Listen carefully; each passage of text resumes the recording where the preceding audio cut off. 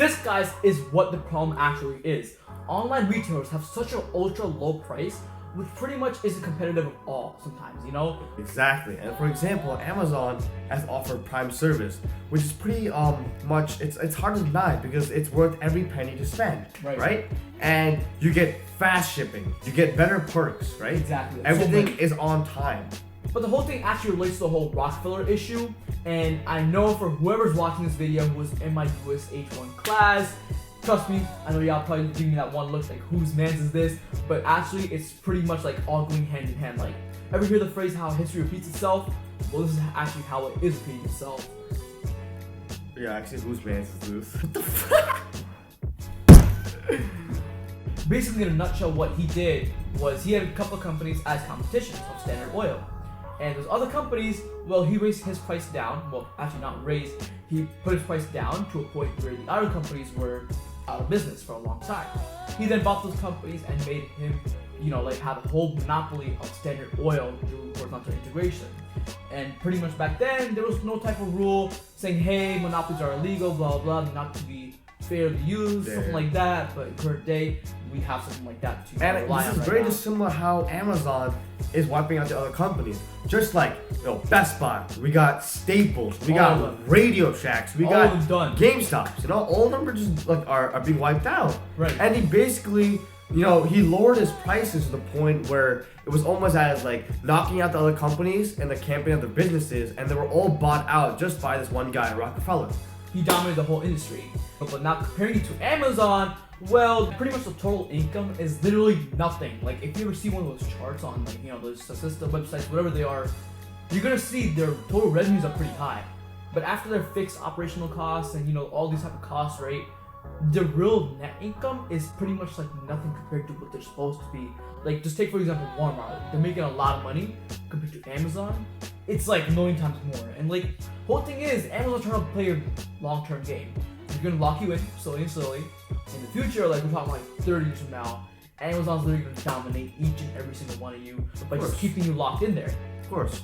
And they literally own like so many different services. A lot, right? They own for just basically a lot. Like, for example, what is have you heard of those Blink camera systems? Pretty much like whoever has like a little child in their house, right? Of course. They pretty much have Blink, and it's a very neat system. And it's not just the Blink camera systems. It's also Whole Foods, right? Ring. Ring's a big one too. Ring. Oh my god. And also Twitch.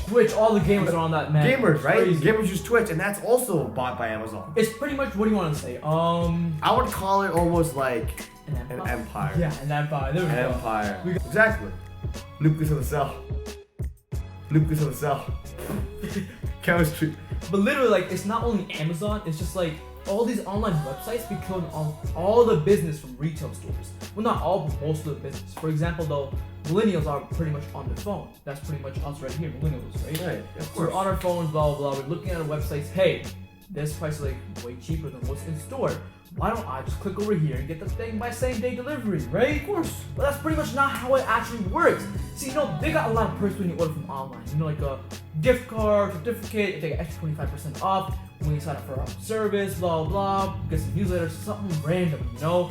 And pretty much it's a huge factor to how stores die out. Of course, you know, malls are literally closing, right? Everywhere. You know, malls are closing. We see the shops within the malls have just become empty spaces. To which, probably when Amazon became such a prominent company, people used to wait in line so they could purchase those things because they thought, malls are great attractions. You know, it's popular almost every day. It's right? done now. Like popular. They're empty. I see personally, and a lot of the malls I go to, is that those spaces, they're just becoming empty spaces. That's the whole thing. Mall volume has significantly decreased. Forget even the malls like Main Street. Like, what the hell is Main Street anymore, right? But who here exactly right now watching this video knows about their Main Street? Like, if you even do know about your Main Street, what stores do you shop at? Do you think that location has been affected by Amazon's business? And how many open spaces are there? Like, I've been to a lot of these areas. Like, I've seen all these like spaces like being wiped out. Instead of those, restaurants, right? Yeah. See, restaurants, because Amazon, again, they're right. really selling. Amazon is not going to sell you food. Yeah. Don't jinx it. Don't jinx it. Just knock on wood. Don't jinx it. Don't jinx it. That's not wood. People actually don't realize is that when you're shopping in a store or when you're at a mall or when you're at like these small businesses, you're actually making connections, right? You're improving your networking skills in the world, which is extremely vital when communicating with the outside world, right? And you see these family businesses which are basically providing bread and butter for the family, you know? Totally. It's literally like a whole process of living in the American dream. What exactly is the American dream? It's literally where there's an equal opportunity for everyone to achieve the highest goal, possible for them. And it's pretty much like a whole big concept of living where you are right now. No matter if you're not even living in America, it's just you could say, for you and your prosperity yourself, you need to be able to achieve something, and you can't be just blocked out by a huge company, And that's right. I mean, if you're literally gonna go ahead and support Amazon or online stores managed by these huge companies, how will smaller businesses like wholesalers and retailers survive? They can't. It's crazy. Right?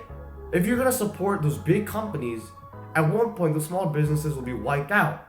It poses a question to the outside world: will everyone basically, need to work at a minimum wage in the future? That's actually a really, really big concern, because what's going on right now is by these patterns of which big companies keep opening up, bigger and bigger and bigger, like you say, warehouses and stuff for their own goods to be sold online. Right? Yeah, of course. More jobs are created, but those bigger jobs basically are making you dependent on their salary, not dependent on yourself and your physical and mental ability and your education. Where's that going to be played if you're just going to work at a $15 an hour job? It's a really big concern. Yes, Amazon is a platform where people can sell their own goods, and it's pretty cool.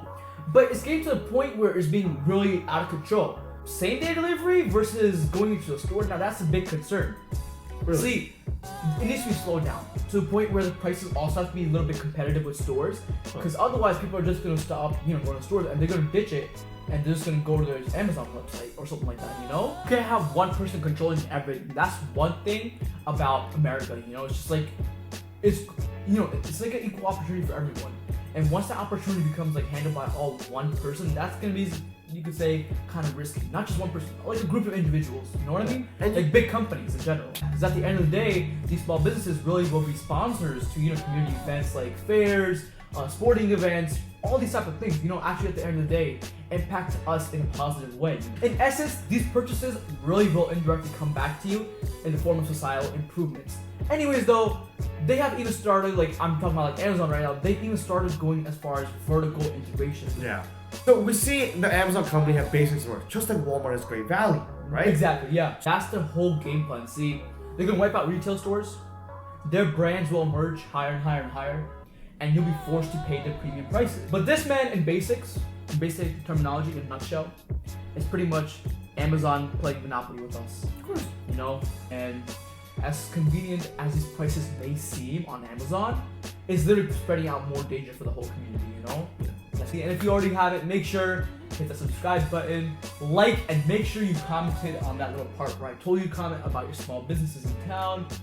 And take it easy, man.